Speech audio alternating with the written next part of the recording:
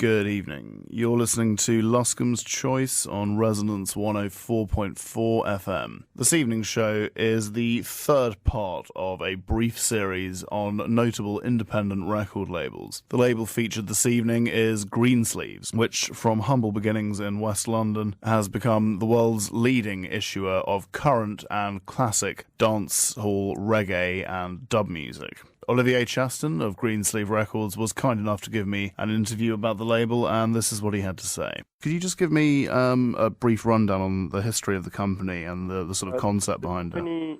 Yeah, no, the company was started in 1977, initially as a record store near Shepherd's Bush, actually, in London, and just specializing in they were really doing a lot of reggae, obviously, and now and slowly the label got started. So they started signing Dr. Alimentado, then they signed Capital Letters was a great album from that year, and so a few albums, and they migrated from being a store to being a full-fledged record company and publishing company as well. A lot of music publishing was signed at the same time.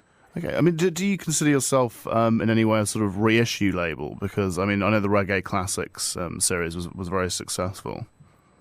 Yeah, I mean, what we did is really put a sort of a bit of spotlight on the back catalogue, because it had been sort of not, exploited well, but we felt it needed a bit of shine and coherence, so that people know where to go if they want to get sort of the classic titles from Greensleeves if you're not an expert or aficionado, So that was a part, but I think, we've also done quite a few new albums this year. I mean, we had Alborosi, I don't know if you heard about him, an Italian, he's actually Italian, lives in Jamaica, was by far our most successful album this year. I mean, we did a huge tour around the album as well throughout Europe. We did close to 45 days, 45 dates. We put out, Ziggy is an artist from Holland. So I think what we've done is, instead of trying to compete with VP Records, the American, reggae label, which is really entrenched in Jamaica, what we did is really migrate our focus more towards, non-traditional projects and also doing more European-based kind of artists. We're going to put out a new Gappy Ranks album, who's becoming a popular UK reggae artist. And we also did some pretty unique projects, like doing a compilation with Dismissed, things like that. So I think the focus has changed.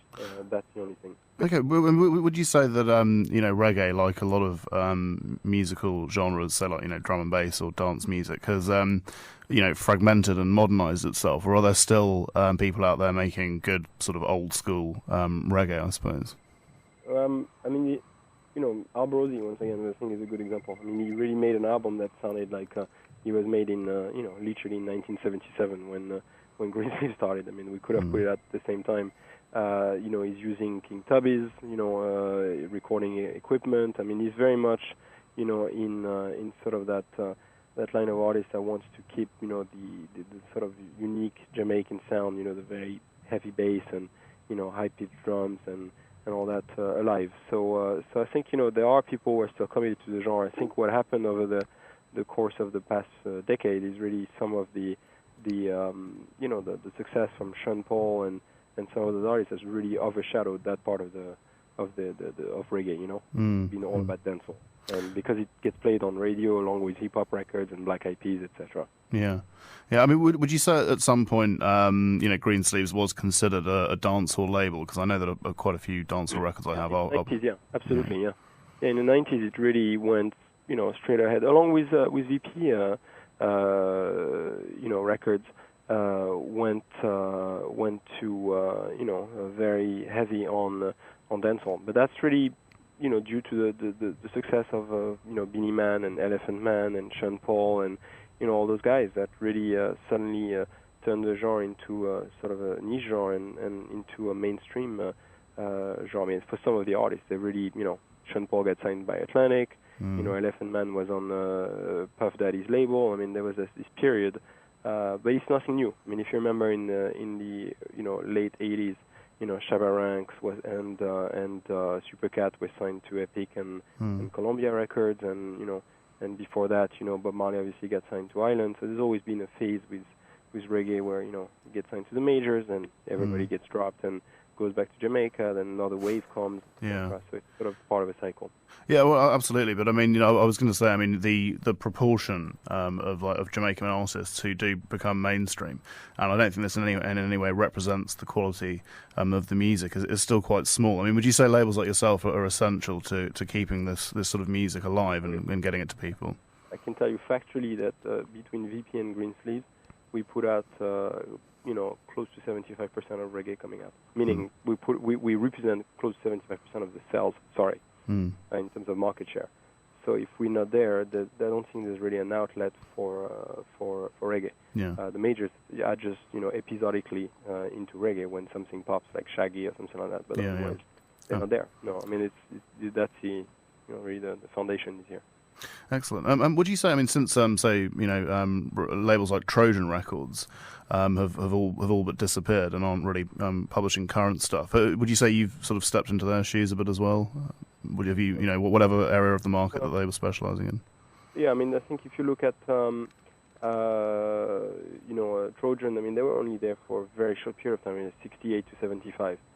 So the only reason why they've stayed sort of quite active is because of the incredibly cheap reissues that they're doing, where they give four CDs for £2. Yeah. So that has really clogged in a sense the marketplace. But and obviously have great stuff. I mean, they've licensed stuff from Dynamics and classic labels, but we don't do the same. We're not in the same business. They're a strictly reissue label. While we only, we still putting out new stuff, and we have our own catalog that we own. We don't go license and make, supermarket compilations, That was Olivier Chaston of Greensleeves Records. And now for some music. Firstly, we will hear John Holt performing Police in Helicopter from the album Police in Helicopter.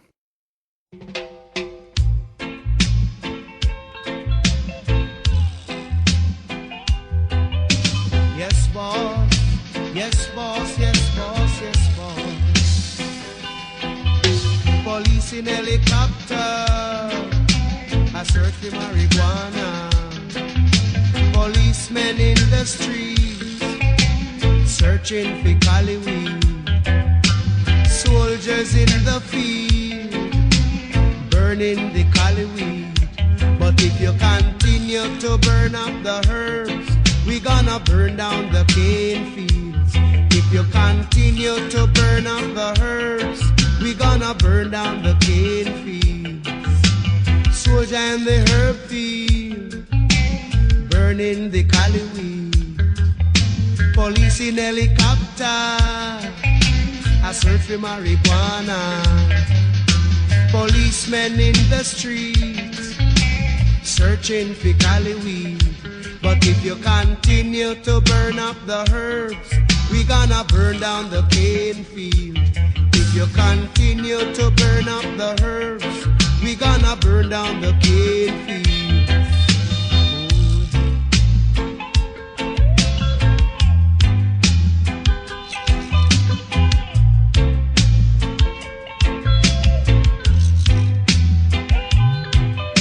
Police in helicopter, a search for marijuana.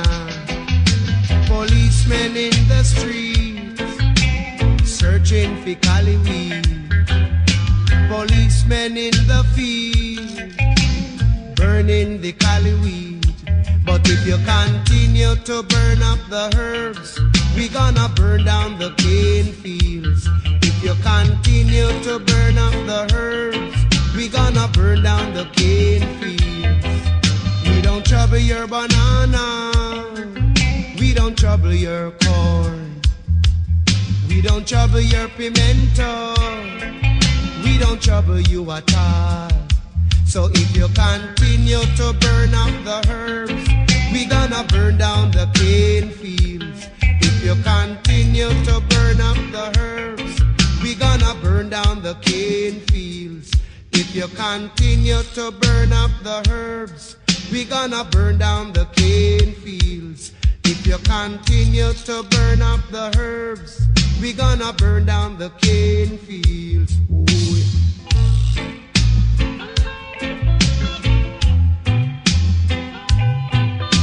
police in helicopter, I search for marijuana.